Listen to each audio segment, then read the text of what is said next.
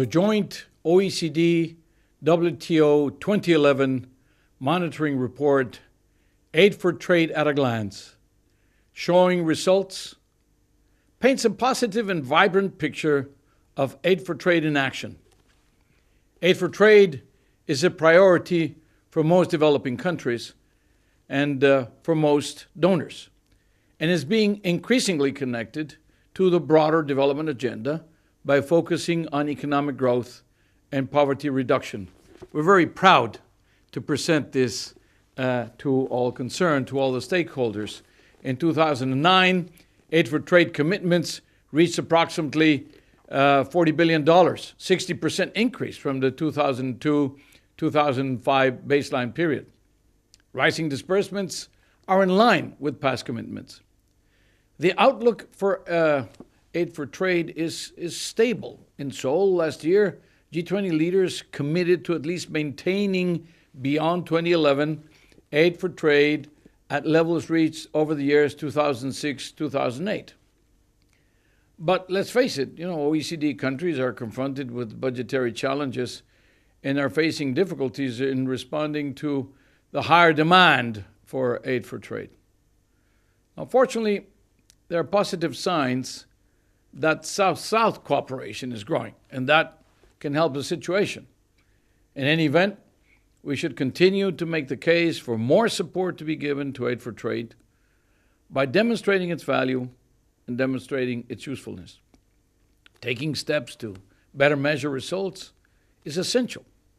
Therefore, if we are going to show progress, it is important that we measure it well so that we can show that progress is being made towards the development objectives of the Aid for Trade initiative. This has been the rationale behind the collection of Aid for Trade case stories that will be the highlights of the third global review. These stories probe deeper into the objectives, into the challenges, into the processes of trade-related assistance to better understand the results, particularly what is working, what is not working, what are the key ingredients of success, and what governments and practitioners can learn from these experiences. In total, 269 case stories were received from more than 145 countries, covering all major developing regions and all the income categories. By the way, nearly half of them were submitted by developing countries, which underlines the importance of these programs and highlights the potential for knowledge sharing. They equally demonstrate the rising importance of this South-South cooperation that we had mentioned before. The great majority of the case stories reported successes. Now, several critical factors were commonly cited. Ownership at the highest political level, that supported the active engagement of all stakeholders, of course.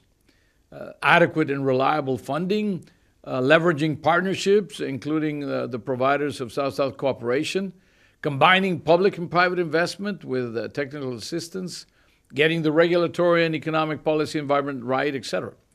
Now, conversely, delays and changes caused by exogenous factors like natural disasters, political crises, global recessions, these all threaten successful outcomes. The case stories are merely the beginning of a learning process, and both the success stories as well as the problematic cases are very useful.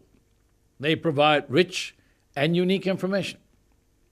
Follow-up activities should now be undertaken to better understand the results and also to search about their wider applicability.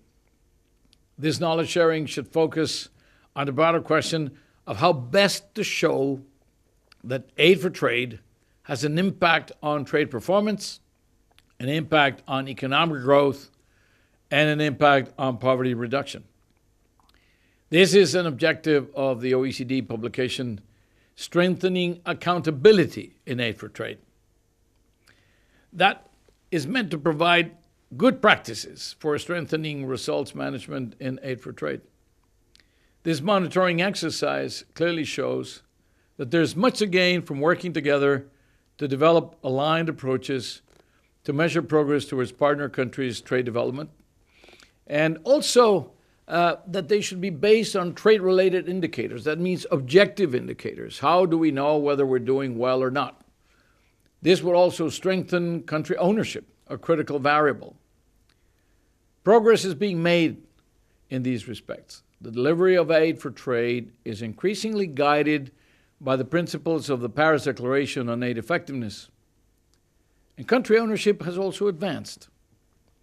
Donors continue to work towards harmonizing their procedures and aligning their support around partner countries' trade-related priorities. So the partner countries are the ones that are defining where and how the resources should be allocated. The OECD is committed to continuing and actually to deepening its fruitful collaboration on aid for trade with the World Trade Organization. And I'd like to take this opportunity to praise the continuous commitment of Pascal Lamy to the development implications of international trade. Let me conclude by stressing that the challenges in delivering aid for trade more effectively are not unique to the Aid for Trade initiative. They're actually part and parcel of the broader development effectiveness agenda that will be discussed at the 4th High-Level Forum on Aid Effectiveness that will be held in Busan at the end of November. It's a major event that the OECD is proud to organize jointly with the South Korean government.